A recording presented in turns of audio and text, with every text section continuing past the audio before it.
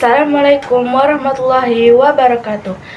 Seperti kata pepatah, tak kenal maka tak sayang. Perkenalkan, nama saya Dita Aulia Maulida, nomor absen 11 dari kelas 10-1. Di sini saya akan remedi kimia tentang konfigurasi elektron golongan A dan juga golongan B. Yuk kita lanjut ke videonya.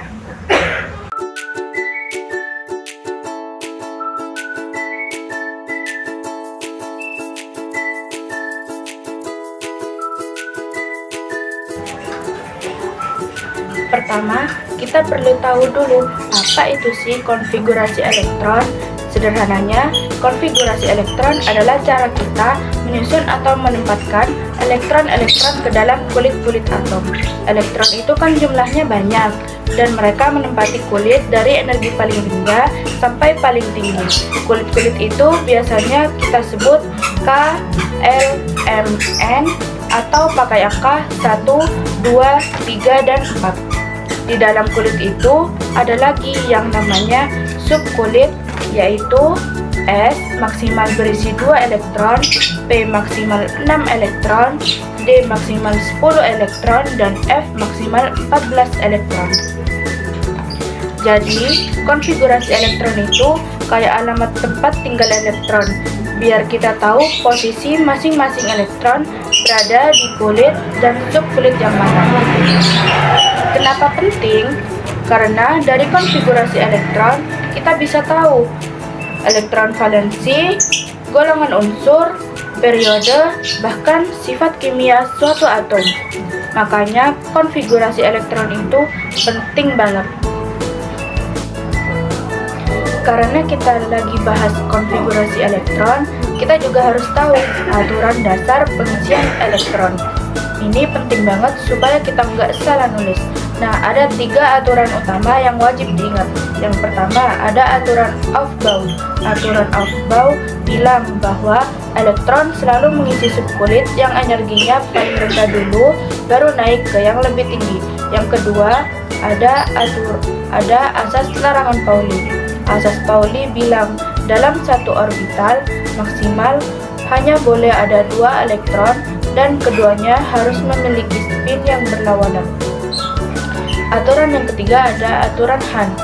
Aturan Hahn bilang kalau mengisi subkulit yang punya banyak orbital, misalnya P, D, atau F, elektron harus mengisi satu-satu dulu secara menyebar baru berpasangan. Kenapa gitu? Biar elektronnya stabil dulu, saling menjaga jarak sebelum mereka berpasangan. Kalau 3 aturan ini mudah dipahami, dijamin konfigurasi elektron jadi jauh lebih mudah dan jarang salah. Sekarang kita masuk ke golongan A. Golongan A disebut juga dengan golongan utama. Golongan A terdiri dari golongan 1A, 2A, 3A, 4A, 5A, 6A, 7A, dan juga 8A. Ciri paling mudah untuk golongan A adalah jumlah elektron valensi sama dengan nomor golongan. Elektron valensi itu elektron pada kulit terluar. Misalnya, elektron terluar 1 berarti golongannya adalah 1A. Elektron terluar 2 berarti golongannya 2A, dan elektron terluar 7 berarti golongannya 7A, dan seterusnya. Sekarang kita lihat contoh supaya makin paham. A few moments later.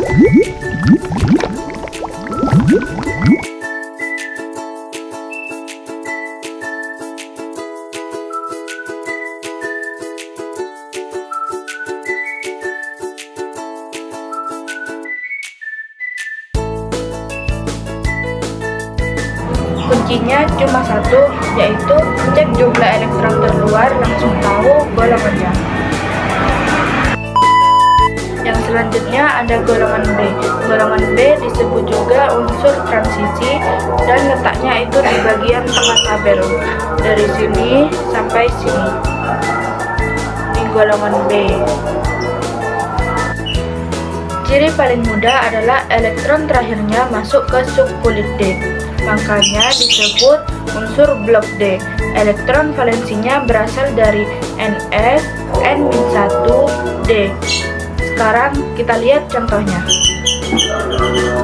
A few moments later.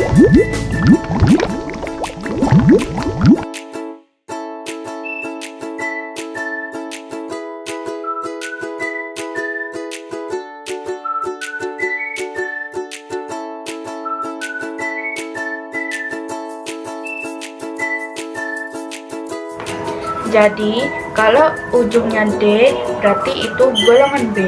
Elektron valensinya sama dengan Ns plus N-1D. Dan jangan lupa, ada satu pola penting yang harus diingat saat mengisi elektron, yaitu urutan tingkat energi. Urutan tingkat energi kuncinya 4S diisi lebih dulu daripada 3D. Ini sering bikin bingung pemula, tapi kalau hafal urutannya pasti aman. Sekarang kita lanjut ke contoh soal dan juga pembahasan. A few moments later.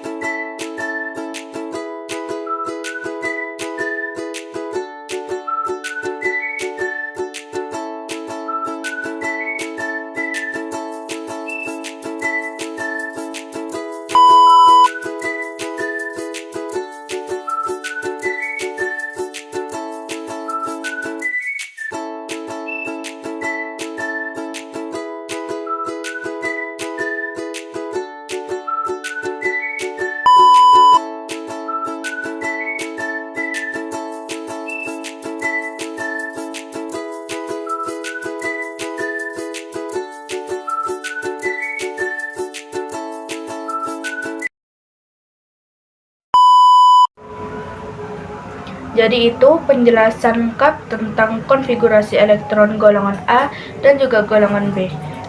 Intinya adalah golongan A gampang banget, tinggal lihat jumlah elektron terluarnya, dan golongan B dilihat dari elektron pada subkulit D dan elektron valensinya hasil gabungan Ns N-1D. Kalau sudah bisa baca konfigurasi elektron, menentukan golongan itu jadi mudah. Terima kasih sudah menonton video ini sampai akhir. Sekian dari saya. Wassalamualaikum warahmatullahi wabarakatuh.